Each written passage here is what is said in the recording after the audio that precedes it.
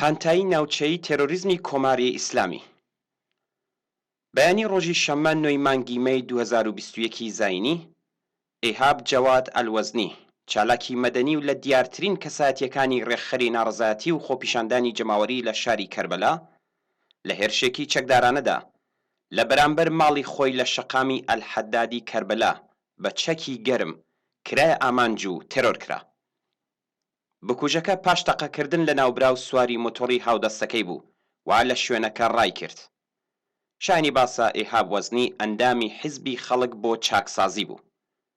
تێرۆری ئەم چالاکە مەدەنیە تووڕەیی خەڵکی پارێزگای کەربەلای لێکەوتەوە. دەستبەجێ سەدان خۆپیشاندەر لە ناوەندی شار کۆبوونەوە و لە ڕێگەی وتنەوەی دروشم و ئاگەر تێبەردانی لاستیک دژ بە دەوڵەتی عێراق کە نەیتوانیوە لە چالاکە کۆمەڵایەتیەکان و خۆپیشاندەران پارێزگاری بکات و ئەنجامدەرانی تێرۆری چالاکان سزا بدات، تووڕەیی خۆیان دەربڕی. هەروەها ڕۆژی دووشەممە 20 مانگی گوڵان، ڕۆژنامەوانێکی ڕەخنەگری دیکەی عێراقی بە ناوی ئەحمەد حەسەن لە نزیکی شاری دیوانیەی هەڵکەوتوو لە پارێزگاری قادسیە هێرشی کرایە سەر و بە سەختی بریندار بوو. سەرچاوەکانی نەخۆشخانە بارودۆخی تەندروستی ناوبراویان مەترسیدار ڕاگەیاندووە. ڕۆژی یەکشەممە 19 مانگی گوڵان، تەنیا یەک ڕۆژ پاش کوژرانی ئیهاب وەزنی، ناڕازیانی تووڕە بە شێوەی بەرینتر هاتنە سەر شەقامەکان. ئەوان لە ڕێگەی بەستنی شەقامەکان و بەڕێوەبردنی خۆپیشاندان لە شارەکانی کەربەلا، ناسریە، دیوانیە و چەند شاری دیکە لە باشووری عێراق داوایان لە کاربەدەستانی حکومی کرد تا هۆکار و ئەنجامدەرانی ئەم قەتڵە شناسایی بکەن و بیان ناسێنن. خۆپیشاندەران بە وتنەوەی دروشم دژ بە ڕژیمی کۆماری ئیسلامی ئەم ڕژیمیان هۆکار و بەکردەوە دەرهێنەری تێرۆری چالاکانی مەدەنی لە عێراق پێناسە کرد. ئەوان خوازیاری کۆتایی هێنان بە دەستێوەردانەکانی کۆماری ئیسلامی لە عێراق بوون. لە خۆپیشاندانەکانی ڕۆژی یەکشەممەی کەربەلا، ناڕازیانی تووڕە بەشێک لە کونسولخانەی کۆماری ئیسلامیان لەم شارە ئاگر تێبەردا. ئەوە یەکەم جار نییە کە سمبولەکانی ڕژیمی ئیسلامی دەسەڵاتداری ئێران لە عێراق ئاگر تێبەردەدرێن. ناڕەزایەتی ڕۆژانی ڕابردوو لە عێراق لە ڕاستیدا درێژەی بزوتنەوەیەکە کە لە ڕۆژی 9 مانگی ڕەزبەری 1398 هەتاوی بەرابەر لەگەڵ 1 ئۆکتۆبری 2019 زاینی دژ بە گەندەڵی، بێکاری و ئاستی لە خوارەوەی خزمەتگوزاریە گشتیەکان لە مەیدانی ئازادی بەغداوە دەستی پێکرد.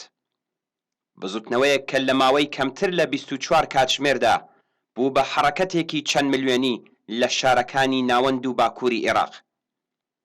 یەک هەفتە دواتر دەوڵەتی عێراق فریوکارانە بەڵێنیدا تا چاکسازی لە یاسای بنەڕەتی، بەڕێوەبردنی هەڵبژاردننی پێشوەخت و خۆڵقاندنی دەرفەتی پیشەیی بۆ لاوان ئەنجام بدات. هاوکات بەو پەڕی توندوتیژیەوە دەستیدایە کوشتنی خۆپیشاندەرانێک کە بەدەستی بەتاڵ لە بەرامبەر هێزەکانی دەوڵەت و جەنایەتکارانی حەشتی شەعبی سنگیان کرد بووە قەڵغان. لەو ماوەیدا حیزبە شیعە دەسەڵاتدارەکان و گروپە چەکدارەکانی سەربەوان لە ناو حەشتی شەعبی و کۆماری ئیسلامی وەک پشتیوانیان سەرڕای کوشتنی پتر لە 600 خۆپیشاندەر و بریندارکردنی 20,000 کەس نەیان توانیوە خەڵک چاوترسێن بکەن و لە مەیدان بەدەریان بکەن. ئەگەرچی بڵاوبوونەوەی نەخۆشی کۆڕۆنا بەکردەوە بە قازانجی دارودەستەی دەسەڵات لە عێراق بوو و ئاخێزی جەماوەری لەگەڵ وێستانێکی چەند مانگە بەڕووڕوو کردەوە، بەڵام لەم ڕۆژانەدا شایەدی ئەوەین کە ئەم بزوتنەوەیە هاوشێوەی ئاگری ژێر خۆڵەمێش دووبارە سەری هەڵداوەتەوە و بۆ جارێکی دیکە سەرڕای پەیگیری خواست و داخوازیەکانیان بە کرێگیراوانی سەر بە کۆماری ئیسلامیشی کردوتە نیشانە.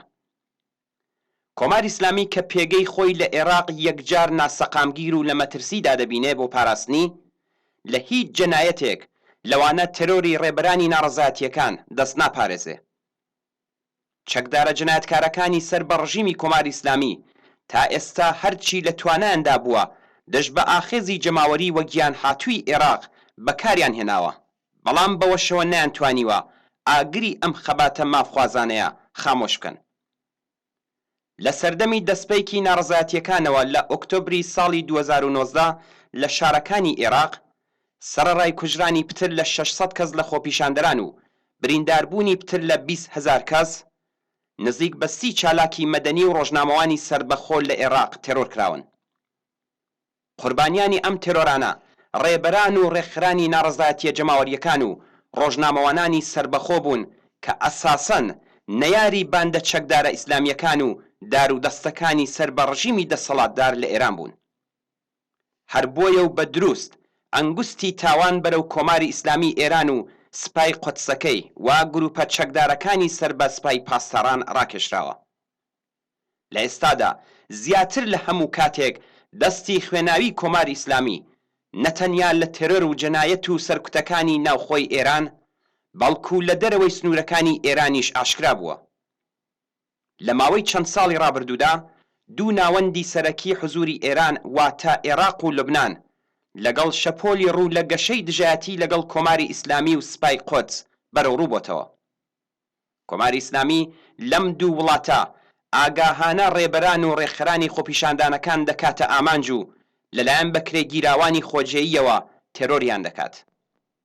تەنیا هێزێک کە دەتوانێت دەستی فاشیزمی ئیسلامی زاڵ بەسەر ئێران لە ناوچەکە کورتکاتەوە، هێزی کرێکاران و زەحمەتکێشان و هاوپشتی جەماوەری وشیار و ڕێکخراوە لە پانتایی کۆمەڵایەتیدا. حرەکەتێک کە لە وڵاتانی عێراق و لوبنان لە 2 ساڵ لەمەوبەرەوە کەوتۆتە ڕێ، بێگومان تەنیا هیوایە بۆ پێکهێنانی گۆڕانکاری بنەڕەتی لە ژیانی خەڵکی ئەم وڵاتانەدا.